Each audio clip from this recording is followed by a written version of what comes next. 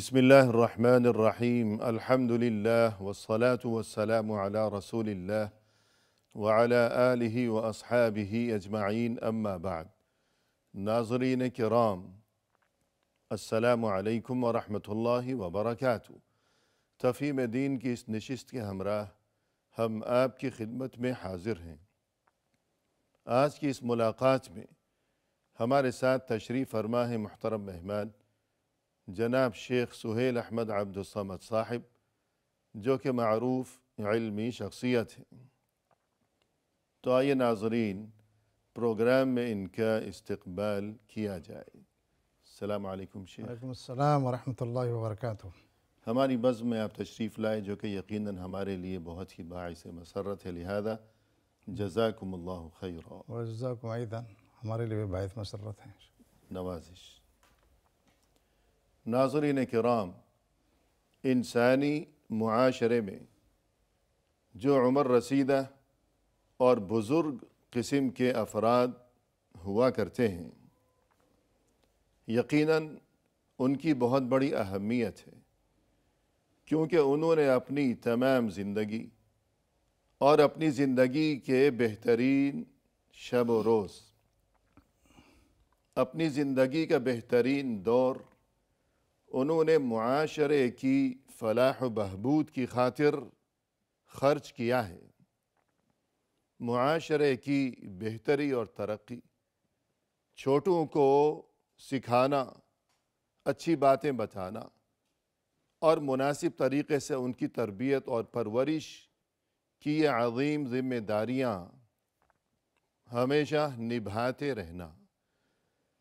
तो चूँकि इन उम्र रसीदा अफराद के बहुत अज़ीम एहसानात हैं, लिहाजा इसके बदले में तमाम मुआशरे की भी ये ज़िम्मेदारी है, दीनी और शरई तौर पर भी और अखलाक़ी तौर पर भी, कि सभी अफराद अपने इर्द गिर्द मुआशरे में जो उम्र रसीदा और बुज़ुर्ग किस्म के हज़रात हों, उनका हमेशा निहायत अदब व एहतराम किया जाना ज़रूरी और लाज़मी है। लिहाजा आइए नाज़रीन, आज की इस नशिस्त में इसी सिलसिले में हम मज़ीद रहनुमाई हासिल करते हैं अपने मुहतरम मेहमान की ज़बानी। मुहतरम, ये इरशाद फरमाइएगा कि मुआशरे में उम्र रसीदा और जो बुज़ुर्ग किस्म के हज़रात हैं, दीन हमें क्या सिखाता है कि उनके साथ क्या सलूक रवा रखा जाए। बिस्मिल्लाह वस्सलातु वस्सलामु अला रसूलिल्लाह व अला मन सहिबहु व वाला। ये जिस मौजू पर हम गुफ्तगू कर रहे हैं, ये हमारे माशरे में इंतहाई हसास मौजू है। और आज अगर हम देखने जाएं तो हमारी कौम बसा औक़ात बहुत सारी बरकतों से महरूम नज़र आती है।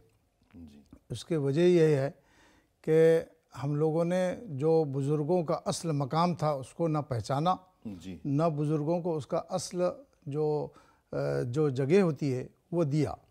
इसकी बुनियाद पर हम बहुत सारी बरकतों से महरूम हो गए, जबकि आप अलैहिस्सलातु वस्सलाम साफ़ इरशाद फरमाते हैं कि अलबरकतु मा अकाबिरिकुम।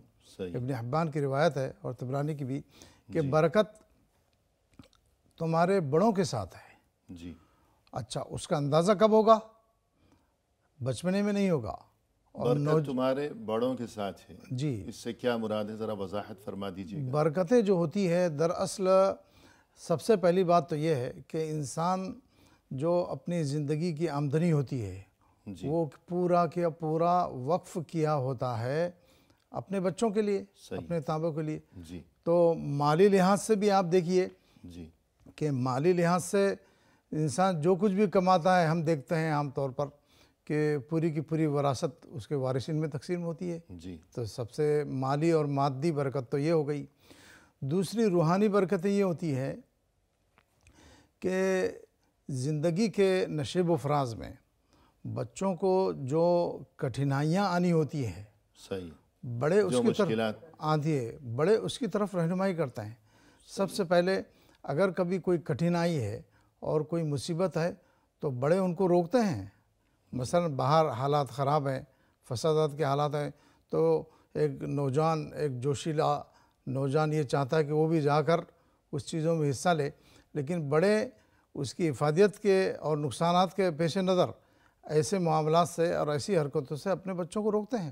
جی، تو یہ بھی ایک برکت ہو گئی، نقصان سے جو ہے روکنا اس طریقے سے۔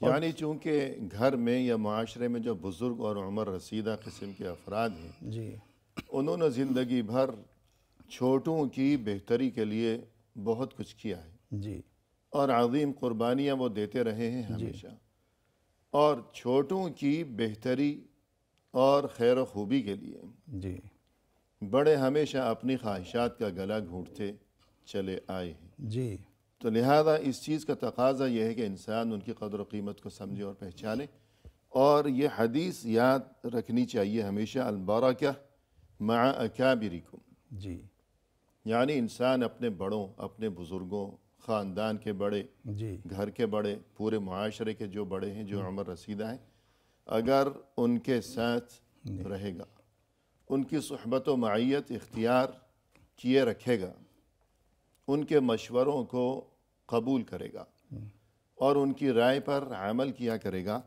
تو اللہ کی طرف سے انسانوں کو خیر و برکت سے نوازا جائے گا۔ جی اچھا، دوسری بات یہ اس میں ہے کہ ہم بڑوں کو صرف گھر کے بڑوں تک محدود نہ رکھیں، جی، یعنی جو گھر کے ذمہ دار ہوتے ہیں۔ سب سے بڑا درجہ اور پہلا درجہ انہی کا ہے، جی اس کے بعد معاشرے میں جو دیگر عمر رسیدہ افراد ہیں۔ جی اور دوسری بات یہ کہ جو مثال کے طور پر جو بڑے ہیں، ہمارے سیاسی بڑے ہیں، ان کی بھی عزت اور ان کی جو رہنمائی قوم کو اس کی ضرورت ہوتی۔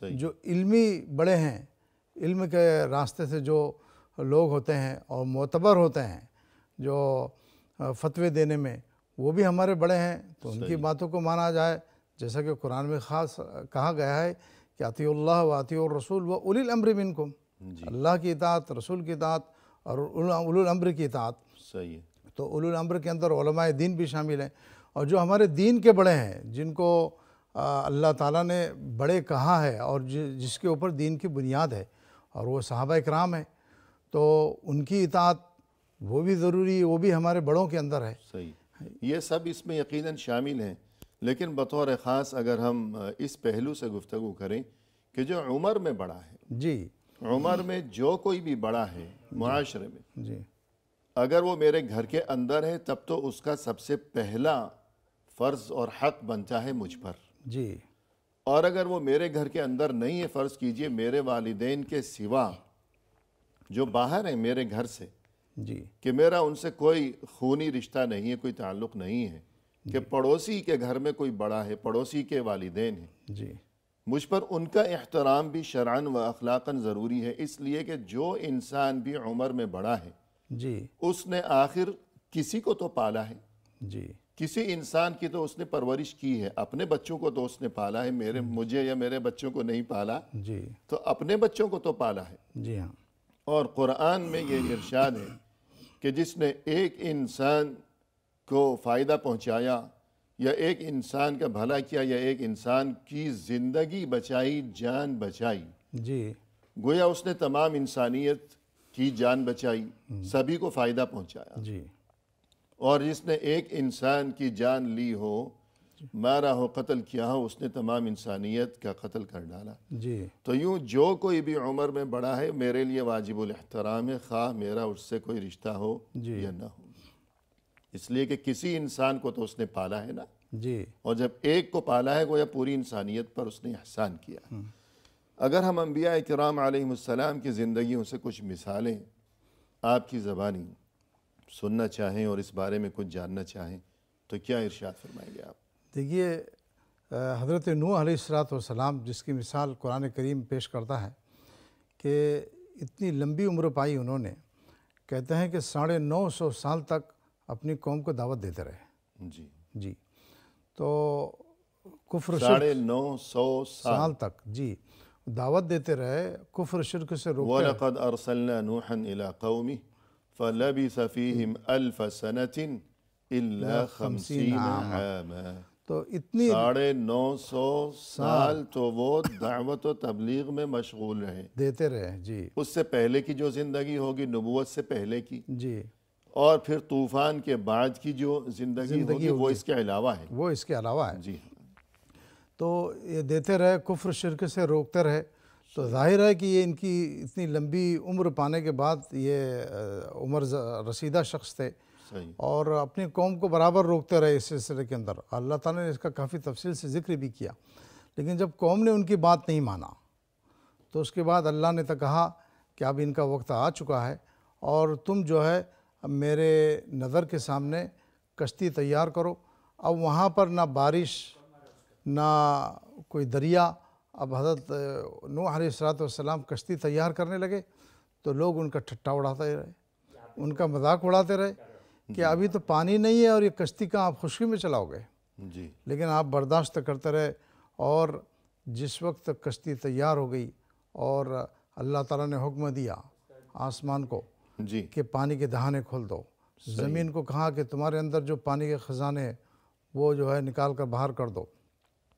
جب اچانک طوفان آیا، طوفان آنے کے بعد جو لوگ تھے جو آپ علیہ السلام کی جو ہے انہوں نے حکم کو نہیں مانا، نوح علیہ السلام کے حکم کو نہیں مانا، تو وہ کشتی میں سوار نہیں تھے. کیونکہ کشتی میں سوار ہونے کے لیے ایک شرط رکھی ہوئی تھی جی کہ ایمان لانا ہوگا صحیح. اللہ پر، رسولوں پر اور جو عوامر الہیہ پر.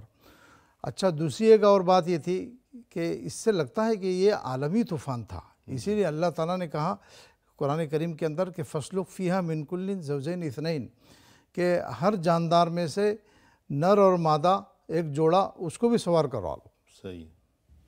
تو اس سے مطلب ہوا کہ عالمی طوفان آنے والا ہے اور جتنے بھی جاندار ہیں زمین کے اوپر، اس کے پشت کے اوپر، وہ سب خلاص ہو جائیں گے اور مارے جائیں گے.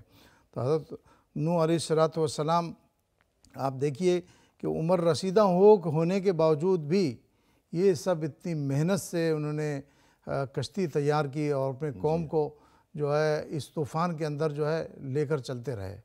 اللہ تعالیٰ نے اس طوفان کے بارے میں جو ذکر کیا ہے وہ بہت اعلیٰ الفاظ کے اندر کہ یہ کشتی چل رہی تھی. جی، منظر کشی کی ہے کہ یہ کشتی چل رہی تھی ایسی موج کے اندر اور ایسی لہروں کے اندر جو پہاڑوں کے مانند تھی. صحیح. اتنی عظیم لہریں. تو حضرت نوح علیہ السلام کے اتنے بڑے پیمانے پر طوفان تھا. جی، اتنے بڑے تباہی تھی. پہاڑوں جیسی بلند و بالا لہریں تھیں، موجیں تھیں سمندر میں یا پانی میں، جو ہر جگہ پانی ہی پانی تھا. تو اس میں وہ کشتی چلاتے رہے.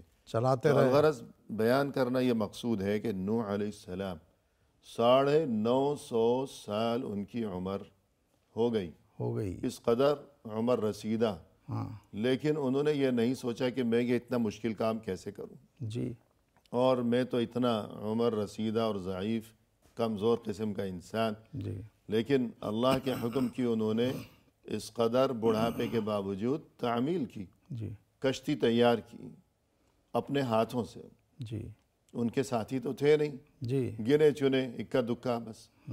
اور اس کے بعد یہ کہ اللہ کی طرف سے یہ حکم ہوا کہ جتنی بھی مخلوقات، جتنے بھی جانور ہیں زمین پر، جی، سب کا ایک ایک جوڑا آپ جو ہے ان کو اکٹھا کیجئے، جمع کیجئے، ان کو بھی کشتی میں سوار کیجئے. جی. تاکہ آئندہ ان کی نسل جاری رہے طوفان میں، کہیں وہ بھی ایسا نہ ہو کہ ان کی نسل کا خاتمہ ہو جائے. جی. تو یہ اتنا مشکل کام، پھر وہ ایسی موجیں پہاڑوں جیسی اور ایسا طوفان، جی. اور ایسے طوفان میں وہ کشتی چلاتے رہے یہاں تک کہ آخر طوفان تھم گیا. جی. اور وہ پانی خشک ہو گیا تو کشتی ایک جگہ رک گئی، ٹک گئی. جی. تو یہ اتنا بڑا کام نوح علیہ السلام نے انجام دیا، حالانکہ ان کی عمر کیا تھی؟ 950 سال. جی.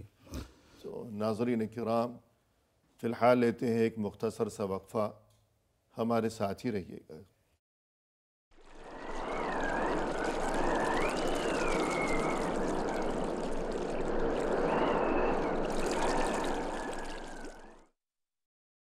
ناظرین، وقفے کے بعد ہم حاضر خدمت ہیں. آئیے سلسلہ گفتگو کو آگے بڑھایا جائے اپنے محترم مہمان کی زبانی. شیخ، وقفے سے قبل گفتگو یہ چل رہی تھی کہ معاشرے میں جو عمر رسیدہ جی. اور بزرگ قسم کے حضرات ہیں، چونکہ معاشرے پر، انسانیت پر ان کے عظیم ترین احسانات ہیں، وہ ہمیشہ قربانیاں دیتے رہے چھوٹوں کی خاطر۔ جی لہذا چھوٹوں کا یہ فرض ہے کہ وہ بڑوں کی عزت کیا کریں اور ادب و احترام سے پیش آیا کریں۔ تو اس سلسلے میں چند مثالیں ہم آپ کی زبانی سن رہے تھے، تو آگے ہمیں حضرت ابراہیم علیہ السلام کی جو زندگی ہے جی تو اس سے بھی ہمیں اسی قسم کا سبق ملتا ہے، تو اس بارے میں کچھ ارشاد فرمائیے گا۔ حضرت ابراہیم علیہ السلام جن کو ابو الانبیاء کہا جاتا ہے، جی تو تقریباً جتنے بڑے بڑے جلیل القدر انبیاء کرام اور رسول اعظام آئے ہیں، یہ آپ ہی کی نسل میں سے تھے۔ صحیح۔ حضرت موسیٰ علیہ السلام، حضرت عیسیٰ اور ہمارے نبی محمد صلی اللہ علیہ صلی وسلم، اللہ علیہ وسلم۔ جی یہ آپ ہی کی نسل سے ہے، اس لیے ان کو ابو الانبیاء کہا جاتا ہے۔ جی، یعنی انبیاء کرام علیہم السلام کے باپ۔ ہاں جی لیکن ایک بات ہے کہ آپ اگر نظر کریں گے تو آج جو ادیان سماویہ ہے، جی آسمانی دین جو تین بڑے سمجھے جاتے ہیں، یہودیت، نصرانیت اور اسلام، یہ تینوں دینوں میں اور مذہبوں میں حضرت ابراہیم علیہ السلام کو بہت اعلیٰ اور عرفہ مقام حاصل ہے، صحیح۔ اور سب انہیں تسلیم کرتے ہیں۔ تو ابراہیم علیہ السلام کی زندگی بھی کافی محنت اور مشقت سے جو ہے جی بھری ہوئی نظر آتی ہے۔ آپ دیکھیں گے کہ حضرت ابراہیم علیہ السلام کہاں ملک شام سے سفر کر کے جاتے ہیں اور مکہ مکرمہ آتے ہیں، جس وقت وہ آباد نہیں تھا، اور ایسے جو ہے جس کے اندر نہ کوئی بنیاد ہے اور نہ جس کے اندر کوئی جھاڑیاں ہیں اور نہ پانی کے چشمے ہیں، وہاں پر اپنے بیوی اور بچوں کو وہاں رکھتے ہیں۔ صحیح۔ تو یہ کتنے جگر گردے کی بات ہے۔ اور یعنی نہ کوئی انسانی آبادی ہے نہ اور نہ ہی کوئی وہاں رزق اور یا کھانے پینے کا کوئی انتظام ہے، جی ویران ہے، بیابان ہے۔ جی اسی لیے اللہ تعالیٰ نے کہا کہ ابراہیم علیہ السلام پورے ایک مستقل نیشن تھے، ایک فرد نہیں، ملت۔ ایک ملت تھی، امتن قانتہ، پوری صحیح۔ جو اللہ کے حکموں کو ماننے والی ہے۔ تو حضرت ابراہیم علیہ السلام کی بھی کافی عمر ہو چکی، اور عمر ہونے کے بعد جب انہیں کوئی نرینہ اولاد نہیں ہوئی تو وہ اللہ تعالیٰ سے اس کو مانگتے رہے۔ جی پھر اس کے بعد جب فرشتے آئے، اور فرشتے آنے کے بعد جو ہے اللہ تعالیٰ نے فرشتوں کے ذریعے سے حضرت ابراہیم علیہ السلام کو خوشخبری دی جی کہ آپ کو اولاد ہونے والی ہے۔ تو وہ کہنے لگے کہ کس چیز کے بارے میں آپ مجھے خوشخبری دے رہے ہو، جبکہ بڑھاپا میرے اوپر چھا چکا، صحیح۔ ہڈیاں بوڑھی ہو گئی ہیں، اور نفسانی خواہشات جو ہے منادم اور معدوم ہونا چاہتی ہیں۔ یعنی ظاہری اسباب کا زمانہ گزر چکا، ظاہری اسباب اب باقی نہیں رہے، نہیں رہے۔ کہ جو جوانی کی عمر تھی کہ جب انسان امید کر سکتا ہے کہ شاید مجھے اولاد نصیب ہو، تو وہ موسم چلا گیا۔ جی اب تو بڑھاپا ہے، اب ظاہری اسباب بھی باقی نہیں رہے، جی تو اب کیسے تم مجھے اولاد کی خوشخبری سنا رہے ہو؟ تو اللہ تعالیٰ نے آپ کو خوشخبری سنایا، اور حضرت اسماعیل علیہ السلام ان کو عطا کیا۔ جی دیکھیے بڑھاپے کے اندر ایک ہی بچہ، اس کا پیدا ہونا، اس سے کتنی محبت اور لگاؤ ہوتی ہے، لیکن حضرت ابراہیم علیہ السلام کی قربانیاں دیکھیے کہ جب اللہ تعالیٰ نے امتحاناً، حقیقتاً نہیں، امتحاناً آپ کو اپنے بچوں کو ذبح کرنے کے لیے کہا، صحیح۔ ایک چھوٹا بچہ اس عمر کا، تو حضرت ابراہیم علیہ السلام جو ہے اس بات پر آمادہ ہو گئے، لیکن اللہ تعالیٰ نے وہاں سے ان کو ہٹا دیا اور اس کی جگہ پر ایک مینڈے کا فدیہ عطا کیا۔ جی تو دمبا نازل کیا۔ جی اس بزرگ نبی کی جو محنتیں اور ان کی کوششیں اپنے گھر والوں کے لیے، اپنے قوم والوں کے لیے اور اللہ کے حکم کو بجا لانے کے لیے اتنی زیادہ ہے، اتنی بے انتہا ہے کہ آج عقل انسانی متحیر ہے، جی حیران و پریشان ہے۔ اور تمام ہم تینوں مذاہب سماویہ کے اندر ان کی قربانیوں کو بڑی قدر کی نگاہ سے دیکھا جاتا ہے۔ اور اس کے بعد کیا ہوا ہے کہ جب یہ بچہ بڑا ہوتا ہے، قربانیوں کے بعد نوجوان ہوتا ہے، پھر دونوں باپ بیٹے اسی جگہ پر جو ہے اللہ کے گھر کی تعمیر کرتا ہے۔ جی یہ انبیاء کرام کی سنت ہے کہ مسجدوں کو تعمیر کرنا، کہ وہ گھروں سے پہلے مسجدوں کو تعمیر کرتے۔ آپ علیہ السلام کے زندگی میں آپ دیکھیے کہ جب آپ مکہ سے ہجرت کر کے مدینہ تشریف لائے تو آپ نے سب سے پہلے مسجد نبوی کی تعمیر کا کام شروع کیا یعنی رسول اللہ صلی اللہ علیہ وسلم نے۔ جی تو اس سے یہ بات تو صاف ظاہر ہوتی ہے کہ گھروں سے زیادہ مسجدوں کی تعمیر پر جو ہے اور اس کی حفاظت اور خدمت، اس کی عنایت اور خدمت پر جو ہے خیال دیا جائے۔ صحیح ہے۔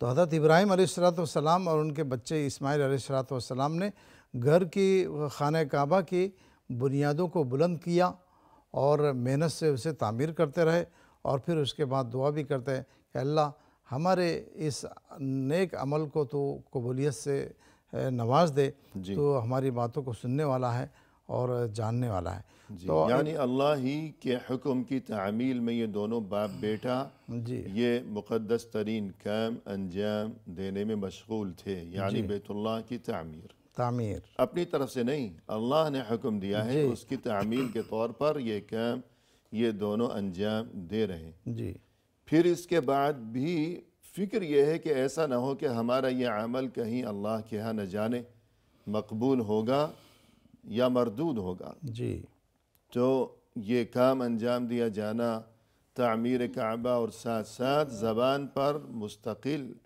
یہ دعا اور یہ فریاد یہ مناجات کہ ربنا تقبل منا انک انت السمیع العلیم، اے ہمارے رب تو ہماری اس محنت کو اس عمل کو قبول کر لینا، شرف قبولیت سے نوازنا۔ جی تو الغرض ابراہیم علیہ السلام نے جو یہ اس قدر عظیم ترین اور تاریخی کارنامہ انجام دیا، یعنی جی تعمیر کعبہ، تعمیر بیت اللہ، جی بیت اللہ جو تمام مسلمانوں کا قبلہ ہے، جی دنیا میں جہاں مشرق و مغرب میں، شمال میں یا جنوب میں، دنیا کے جس کونے میں جو بھی مسلمان ہیں جی وہ ہر دن 5 وقت زندگی بھر اسی کعبۃ اللہ کی طرف رخ کر کے وہ نماز ادا کرتا ہے، رکوع و سجود کیا کرتا ہے۔ جی تو یہ بیت اللہ کی تعمیر کا اہم ترین کام ابراہیم علیہ السلام نے انجام دیا جی اتنے بڑھاپے میں۔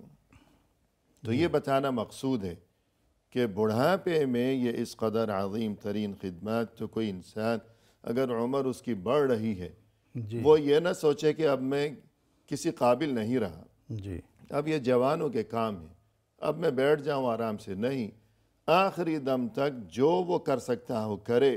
جی اگر خود اس سے فائدہ نصیب نہ ہو سکا کہ جلد ہی اس کا انتقال ہو گیا، جی تو آئندہ انسانیت تو اس سے فائدہ اٹھائے گی، جی اور یہ چیز اس کے لیے باعث اجر و ثواب جی اور صدقہ جاریہ بنے گی۔ تو یوں ابراہیم علیہ السلام کی حیات طیبہ میں ہمارے لیے یہ سبق ہے۔ زکریا علیہ السلام اور مریم علیہ السلام، جی ان کا تذکرہ ہمیں قرآن کریم میں ملتا ہے، جی اور اس میں بھی ایسا ہی کچھ سبق ہے، تو اس بارے میں کچھ فرمائیے گا۔ حضرت زکریا علیہ السلام یہ بھی بزرگ انبیاء کرام میں سے تھے جنہوں نے کافی عمر پائی، جی اور قرآن کریم کے اندر بھی ان کا مفصل تذکرہ ہے کہ جو سورہ مریم ہے اس کے ابتدائی کے اندر جو آیتیں ہیں حضرت زکریا علیہ السلام کے بارے میں، جی، اور سورہ آل عمران میں بھی تفصیلی تذکرہ ہے، جی وَكَفَّلَهَا زَكَرِيَّا۔ جی یہ حضرت مریم علیہ السلام کے بارے میں۔ تو حضرت زکریا علیہ السلام ایک معمر شخص تھے، جی اور وہ ان کو بھی ایک خواہش تھی، جیسے کہ فطرت انسانی ہے کہ انسان چاہتا ہے کہ اسے اولاد نصیب ہو، اور وہ جو ہے اللہ تعالیٰ نے ان کے الفاظ کو قرآن کریم کے اندر اس طریقے سے ذکر کیا کہ ربی انی وہن العظم منی، کہ اے رب میری ہڈیاں یہ کمزور ہو چکی ہے، واشتعل الرأس شیبہ، اور سر میں سفید بال آ چکے ہیں، بڑھاپے کے تمام آثار جو ہے نمودار ہیں۔ تو اس کے باوجود بھی میں تجھ سے نا امید نہیں ہوں، اور میں تجھ سے طلب کرتا ہوں کہ تو مجھے ایک لڑکا عطا کر۔ جی تو اللہ تعالیٰ نے حضرت یحییٰ علیہ السلام کی خوشخبری ان کو سنائی ہے، اور اس کے اندر مفصل تذکرہ ہے۔ تو حضرت زکریا علیہ السلام اپنی قوم کے لیے ایسا ہی نہیں کہ صرف اولاد نہ ہو تو انسان صرف اپنی ذات میں محدود ہو جائے۔ ان کے جو ایک سالی کی لڑکی حضرت مریم علیہ السلام جسے کہا جاتا ہے، مریم بنت عمران، ان کی انہوں نے پرورش کی، اور بہت اچھے طریقے سے پرورش کی۔ اللہ تعالیٰ نے قرآن کے اندر کہا فَأَنبَتَهَا نَبَاتًا حَسَنًا، کہ اللہ تعالیٰ نے ان کو یعنی آپ جو مریم علیہ السلام کا تذکرہ کر رہے ہیں، جی حضرت مریم علیہ السلام یہ وہ عظیم خاتون ہیں جو کہ اللہ کی جلیل القدر پیغمبر جی حضرت عیسیٰ علیہ السلام کی والدہ ہیں، والدہ ہیں، مریم بنت عمران۔ جی مریم علیہ السلام کے خالو تھے زکریا یا علیہ السلام، جی جو کہ اللہ کے نبی تھے، پیغمبر تھے۔ جی تو مریم علیہ السلام کی پرورش کی ان کے خالو زکریا علیہ السلام۔ جی تو دیکھیے اتنی اچھی پرورش ہوئی، کیونکہ نبیوں کی پرورش اس میں کسی قسم کے نقص کا رہنا یہ محال ہے۔ اور جیسا کہ آپ علیہ السلام کی حدیث بھی ہے کہ ما کملت من النساء الا اربع، کہ دنیا میں عورتیں 4 ہی مکمل ہوئی ہیں جس کے اندر کوئی نقص نہیں ہے۔ خدیجہ بنت خویلد، آپ نے فرمایا پہلے مریم بنت عمران اور آسیہ بنت مزاحم جو فرعون کی عورت ہے، اور تیسرے آپ نے فرمایا خدیجہ بنت خویلد جو آپ علیہ السلام کی پہلی بیوی ہیں، اور فرمایا فاطمہ بنت محمد، کیونکہ یہ نبیوں کے زیر اثر جو عورتیں رہی ہیں سوائے آسیہ بنت مزاحم کے، کہ یہ تینوں عورتیں یہ نبیوں کے زیر اثر رہ کر تربیت پائی ہیں، تو اسی لیے اس کے اندر کوئی نقص آپ علیہ السلام فرماتے کہ نہیں رہا۔ تو حضرت مریم علیہ السلام بہرحال نبیوں کے زیر اثر رہنے کی بنا پر، یا اصل بات تو یہ کہ اللہ نے جسے منتخب فرما لیا، اللہ کی طرف سے بلند ترین مقام و مرتبہ عطا کیا گیا تمام انسانی آبادی میں جو عورتیں ہیں ان میں سے صرف 4 کو، ہاں جی، تو انہی میں سے ایک یہ ہے مریم علیہ السلام۔ ہاں، حالانکہ دوسری عورتوں بھی اس کے بارے میں نقص کا پہلو ہم ذکر نہیں کر سکتے، لیکن آپ علیہ السلام نے ان کلمات کے ذریعے سے ان عورتوں کو فوقیت دی ہے۔ جی تو یہ زکریہ علیہ السلام اتنے بڑھاپے کے اندر بھی مریم علیہ السلام کا بڑا خیال کیا کرتے تھے، اور آپ کی پرورش کے اندر علمی، عملی اور اخلاقی ہر لحاظ سے آپ نے، اور عفت اور پاک دامنی ان سب کے لحاظ سے جو ہے کسی قسم کی کوئی کمی نہیں چھوڑی۔ اسی لیے جس وقت اللہ تعالیٰ نے حضرت عیسیٰ علیہ السلام کی تخلیق کا ارادہ کیا، تو جو قوم آئی اور آپ کو ملامت کرنے لگی کہ آپ کا خاندان تو ایک عجیب خاندان ہے، اور یہ کیسے بغیر کسی گناہ کے کیسے ممکن ہے کہ کوئی عورت بغیر شادی کے یا بغیر گناہ کے یا بغیر جو ہے اس کے ہم بستری کے کس طریقے سے ممکن ہے کہ بچہ پیدا ہو۔ لیکن انہیں اس بات کا پتہ نہیں تھا کہ ایک اللہ کی ذات ہے جو تمام اسباب سے بری ہے، اور وہ کسی چیز کو مارد وجود میں لانا چاہتی ہے تو اس کو اسباب کی ضرورت نہیں ہوتی ہے۔ جی، یعنی جو قدرت کا قانون ہے کہ زوجین یعنی مرد اور عورت، شوہر یا بیوی، جی تو ان کا جو قدرتی اور فطری تعلق ہوتا ہے جی وہ مراد ہے، جی یعنی گناہ ضروری نہیں ہے، جو جائز میاں بیوی ہے، مطلب ہے کہ تمہاری شادی تو ہوئی نہیں ہے، نہیں بھی ہے، تو پھر تمہارے یہاں یہ حمل کے آثار، ولادت کے آثار، تو اس کا مطلب یہ ہے کہ تم نے کسی گناہ کا ارتکاب کیا ہے، کوئی ناجائز تعلق قائم کیا ہے۔ تو یوں آ کر ان کی قوم کے لوگ انہیں یعنی مریم علیہ السلام کو یوں ستانے لگے، جی یہ مقصد ہے۔ جی، یعنی حالانکہ اس کی مثالیں جو ہے سابقہ اس میں ان کی قوموں میں موجود تھی کہ اللہ تعالیٰ نے بشر کو اور انسان کو جو ہے 4 حصے سے جو ہے تخلیق فرمائی۔ ایک تو بغیر ماں باپ کے جو حضرت آدم علیہ السلام۔ محترم ناظرین، فی الحال لیتے ہیں مختصر سا وقفہ، ہمارے ساتھ ہی رہیے گا۔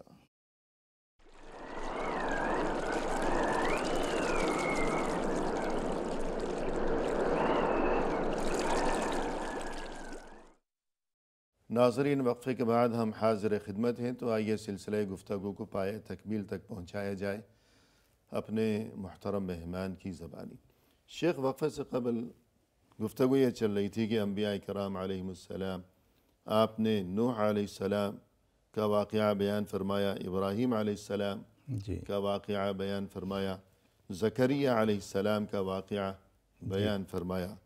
تو اس سب جو کچھ بھی یہ واقعات ہیں اور حالات ہیں، تو اس تمام گفتگو سے یہی ہمارے لیے بات سمجھ میں آتی ہے کہ اس قدر عمر رسیدہ ہونے کے باوجود انہوں نے اس قدر عظیم خدمات انجام دیں اور انسانیت پر یوں عظیم ترین اور یادگار قسم کے احسانات کرتے رہے، جی لہذا وہ سبھی کے لیے قابل احترام ہے۔ رسول اللہ صلی اللہ علیہ وسلم بھی تا دم آخر عمر، اور یہ کہ آپ صلی اللہ علیہ وسلم کی حیات طیبہ کے جو آخری ایام تھے، آپ مسلسل ہمیشہ اللہ کا پیغام پہنچانا، دعوت حق پہنچانے کا فریضہ بحسن خوبی سر انجام دیتے رہنا، جی اور انسانیت پر احسانات کے جو سلسلے تھے، تو یوں رہبر و رہنمائی کا فریضہ آپ صلی اللہ علیہ وسلم تا دم آخر بڑھاپے کے باوجود کہ 63 سال کی عمر کو آپ پہنچے جی اس دنیا فانی میں، لیکن ہمیشہ یہ احسانات کا سلسلہ جاری رہا۔ انبیاء اکرام علیہم السلام کے بعد صحابہ اکرام رضوان اللہ علیہم اجمعین، جی ان کے حالات سے، ان کی زندگیوں سے کچھ مثالیں ہم چاہیں گے کہ آپ بیان فرمائیے۔ دیکھیے، انبیاء کرام کے بعد صحابہ کرام رضوان اللہ علیہم اجمعین، ان کی تاریخ پر جب ہم نظر ڈالتے ہیں تو بے شمار صحابہ کرام آپ کو نظر آئیں گے جنہوں نے بڑھاپے کے اندر بے انتہا انتھک کوشش کی اپنی قوم کے لیے اور اس کی رہنمائی کے لیے۔ اس میں سب سے پہلے ہم دیکھتے ہیں کہ جو سب سے اعلیٰ اور عرفہ شخصیت ہے حضرت ابو بکر رضی اللہ عنہ کی، کہ آپ کے انتقال کے بعد، آپ علیہ الصلوۃ والسلام کے انتقال کے بعد جب قوم جو ہے مبہوت ہو کر رہ گئی اور پریشان ہو کر رہ گئی، تو اس وقت آپ نے زمام قیادت اپنے ہاتھ کے اندر لیا اور ایک خطبہ دیا جس کے اندر قوم کو تسلی دی، اور یعنی سب نے مل کر ابو بکر صدیق رضی اللہ عنہ کو اپنا خلیفہ منتخب کیا، رسول اللہ صلی اللہ علیہ وسلم کا جانشین منتخب کیا، خود اپنے ہاتھ میں نہیں لیا۔ جی لوگوں نے، امت نے ابو بکر صدیق رضی اللہ عنہ کو رسول اللہ صلی اللہ علیہ وسلم جی کا جانشین اور خلیفہ منتخب کیا۔ منتخب ہونے کے بعد آپ نے جو خطبہ دیا جی تو اس میں قوم کو تسلی دی اور بتلایا کہ آپ علیہ الصلوۃ والسلام کا انتقال ہوا، لیکن فوراً ایسا نہیں کہ آرام سے بیٹھ گئے۔ امور خلافت کے لیے جو ہے جہاں پر ارتداد کا جو زور نظر آنے لگا، تو وہاں پر آپ علیہ الصلوۃ والسلام نے جس فوج کو بھیجنے کا حکم دیا تھا، آپ نے کہا کہ نہیں، آپ کے حکم کی تعمیل کی جائے، اور فوراً فوج کو بھیجنے کے لیے تیاری کی۔ تو اب جو لوگ یہ سمجھ رہے تھے کہ آپ علیہ الصلوۃ والسلام کے انتقال کے بعد مدینہ کمزور ہو گیا ہوگا، جب انہوں نے فوج کے آنے کا جو حکم سنا تو یہ سمجھ گئے کہ نہیں، مسلمان اندر سے اور آپ کے اتباع کرنے والے اندر سے بڑے مضبوط ہیں، اور ارتداد کا جو مسئلہ تھا وہ رک کر رہ گیا۔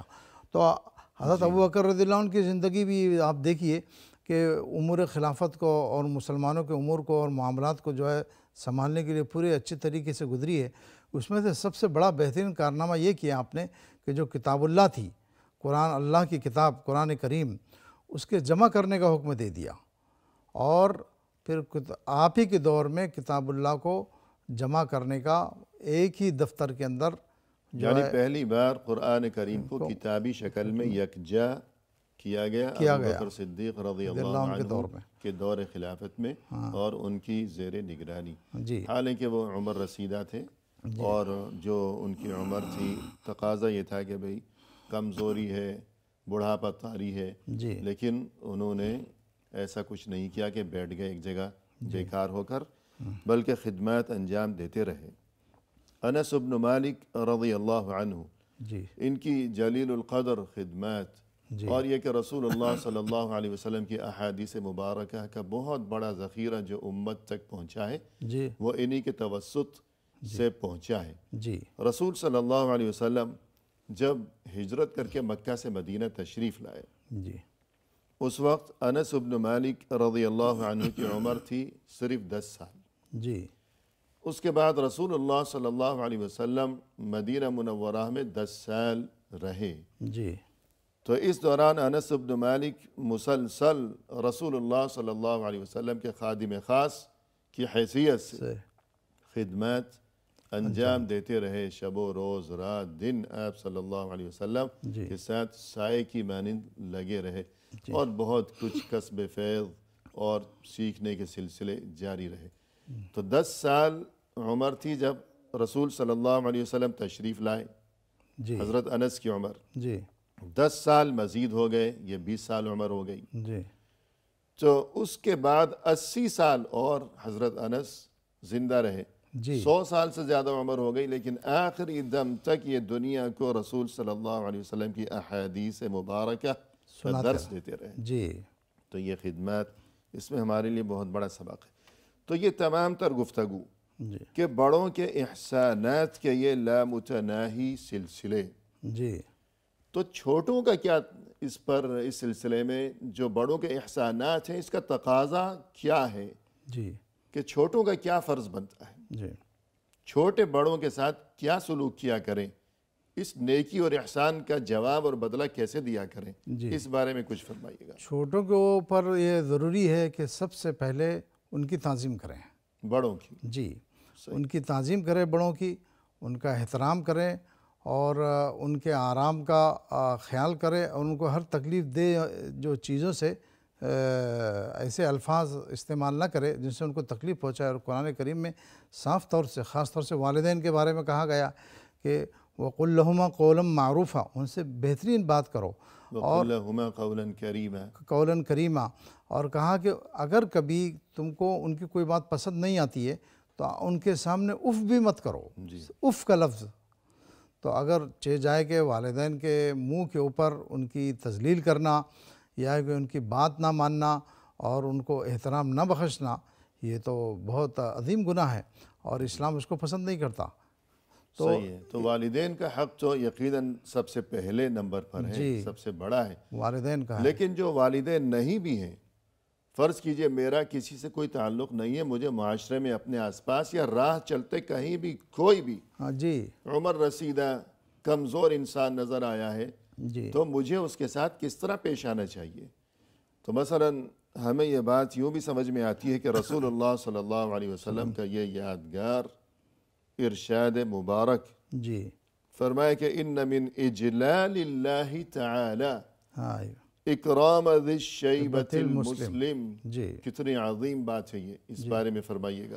دیکھیے اللہ تعالیٰ کے جو بزرگی میں سے ہے اور اس کے عمل کرنے میں سے ہے اس کے احکام کے، کہ ایک انسان جو بوڑھا ہے، بوڑھا مسلمان ہے، اس کا اکرام کرے۔ یعنی ہر انسان کے ذمے ہے یہ بات کہ اللہ کی عزت کرے، اللہ کی اور عزت کرے۔ بالخصوص جو مسلمان ہے، جو موحد ہے، جی صرف اللہ کو ہی اپنا خالق و مالک، اپنا رب اور اپنا معبود جو تسلیم کرتا ہے، جی تو اس کا یہ فرض ہے کہ وہ اللہ کی عزت کرے۔ اللہ کی عزت کرے، اور اللہ کی عزت میں ہے یہ شامل ہے جی کہ ایک مسلمان بوڑھے شخص کی انسان جو ہے عزت کرے، جی، اس کا اکرام کرے۔ یعنی جس نے کسی عمر رسیدہ بوڑھے مسلمان کی عزت کی، اس نے گویا اللہ کی عزت کی۔ جی یہ کتنی بڑی بات ہے، جی خواہ اس سے ہمارا کوئی رشتہ ہو، والدین ہو یا کوئی غیر ہو۔ جی اور اسی طرح مزید کوئی ایسی احادیث بیان فرمائیے گا جس سے یہی مضمون سمجھ میں آتا ہو۔ جی دیکھیے کہ حضرت عمر رضی اللہ، عبداللہ ابن عمر رضی اللہ عنہ کہیں تشریف لے جا رہے تھے، تو دیکھا کہ ایک اعرابی شخص وہ راستے میں ملا، اعرابی بوڑھا شخص، دیہاتی۔ ہاں دیہاتی، بدو قسم کا، جو زیادہ تعلیم یافتہ نہیں ہوتے ہیں، اور وہ راستے میں ملا۔ تو حضرت عبداللہ ابن عمر رضی اللہ عنہ اپنی سواری سے اتر گئے۔ یہ بڑے صحابہ کرام میں سے ہے عبداللہ ابن عمر رضی اللہ عنہ نے، جنہوں نے احادیث کو روایت کیا۔ جی یہ 3 عبادلہ کہا جاتا ہے مدینہ منورہ کے، عبداللہ ابن مسعود، عبداللہ ابن عمر اور عبداللہ ابن عباس رضی اللہ عنہم۔ تو اتر گئے اور اس کا کافی اکرام کیا اور اس کو اپنا امامہ بھی پہنایا، اپنی پگڑی اتار کر، اپنے سر سے اپنی پگڑی اتار کر اس کے سر پہ رکھ۔ لوگوں نے پوچھا یہ کیسے، کس بنیاد کے اوپر؟ آپ عالم ہیں، اور فرمایا کہ میرے والد کے دوستوں میں سے اور بزرگ ہے۔ جی تو دیکھیے حالانکہ نہ ان سے کوئی خونی رشتہ ہے، نہ وہ اپنے علاقے کے ہیں، لیکن محض بوڑھے ہونے کی بنیاد کے اوپر، والد سے رشتہ ہونے کی بنیاد پر اتنا زیادہ ان کو عزت بخشی ہے۔